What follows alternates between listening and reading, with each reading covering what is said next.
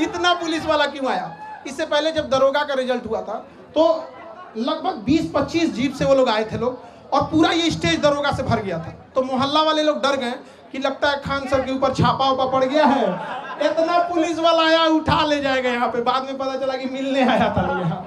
तो ये सारे लगभग 12,000 से ज्यादा बच्चे हैं और ये अभी एक हॉल में बैठे हैं। उद्देश्य यही है, इन लोग के जैसे हजारों लाखों बच्चे तैयारी कर रहे हैं, जो पेपर लीक हो जाता है, ऐसे न जाने कितने गरीब मिडिल क्लास के बच्चों का सपना तोड़ दिया जाता है।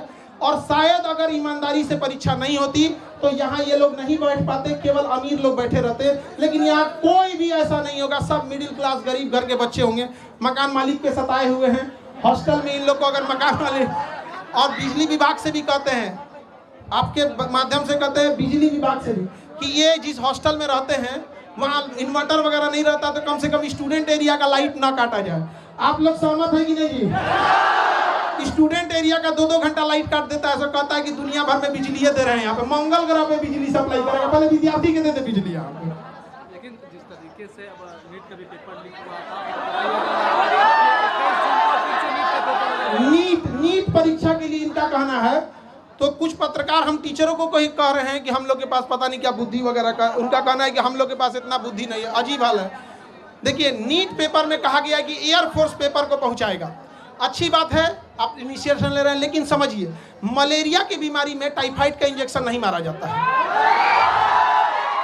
नीट पेपर परीक्षा, पेपर पहुंचने की समस्या नहीं थी कि एयरफोर्स का हम यूज कर रहे हैं, समस्या थी जहां से छप रहा है, जहां से बन रहा है, वहीं पे लीक हो जा रहा है। जो पकड़े गए हैं टीचर, उनको फांसी अब तक क्यों नहीं हुआ, इनकाउंटर उनका क्यों नहीं हुआ, घर क्यों नहीं तोड़ा गया, उनका सवाल ये है। आप में से बताइए, इतने लोग, ये सब सिलेक्टेड पुलिस वाले हैं यहाँ पर, इन सब से कहते हैं पेपर लीक करने वालों को बकसना चाहिए जी, किसी को नहीं बकसना चाहिए यहाँ पर।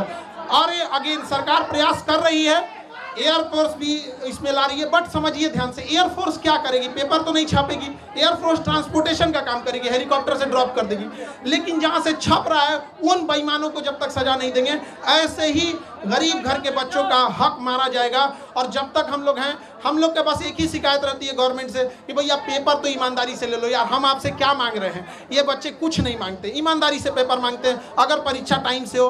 देखिए, अभी एनटीए को गरिया रहे थे लोग, एनटीए का एक अफसर है, वो कह रहा है कि पेपर लीक नहीं हुआ है, कुछ क्वेश्चन बाहर आ गए हैं। ये अगर हॉस्पिटल में रहता तो कहता मरीज मरा नहीं है, सांसें बंद हो गई हैं।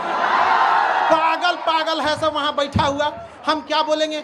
अभी एनटीए को गरियाया, मन नहीं भरा, सीयूईटी का पेपर नाश दिया।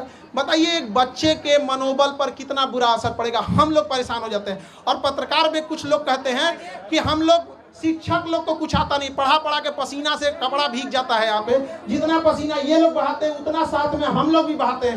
ये बैठ के पढ़ते हैं, हम लोग खड़ा होकर पढ़ाते हैं यहाँ पर। लेकिन अगर कोई पेपर लीक कर देता है ना, बताइए कैसे बर्दाश्त। ये एसी में रहने वाले को नहीं पता चलेगा कि इन बच्चों का पूरा चेहरा देखिए, पढ़ते पढ़ते भीग जाते हैं पसीना से, लेकिन कोई सुनने वाला इनका नहीं है।